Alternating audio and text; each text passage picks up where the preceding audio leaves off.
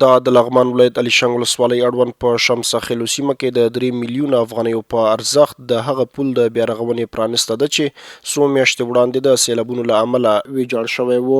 دا پل د شمس خیلو پل ده چې 9 متره طول ده، 9 متره عرض راځي. د لغمان ولایت د ټولګټو ریاست له لوري مشرقي سنگروار ساختماني شرکت ته ورکول شوی ده. دا پروژه کارونه تقریبا په 2.5 میاشتو کې تکمیلیږي او دا پروژه د پل په جوړېدو د لغمان ولایت مرکز 3 ولسوالۍ الیشنګ، دولت شاه، پرغجان، وسلوي په ورته وخت کې د قراردادي شرکت استازي ولسونو او مسؤلینو ته ډاډ ورکوي چې چارې به یې په ښه کیفیت او په خپل وخت ترسره کړي.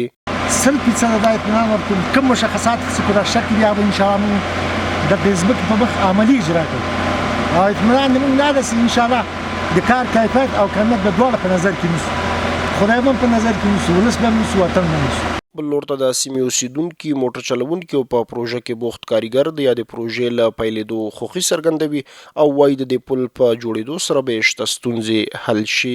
دا پل چې اوبه وړی او ډېر موږ تکلیف دی، دغه خامه کې موږ کته پورته کېدلو ډېر تکلیف یاسو. اوس انشاءالله پل جوړېږي، بس لاره هم به ښه شي، خلکو ته اسانه به شي او مشکل به حل شي. بل لاره نو چې دلته بل لاره جوړ شي، همدغه لاره هم خرابه وه. فضل د خدای دی، حکومت ښه صحیح حکومت راغلی ده، اوس پل هم جوړېږي.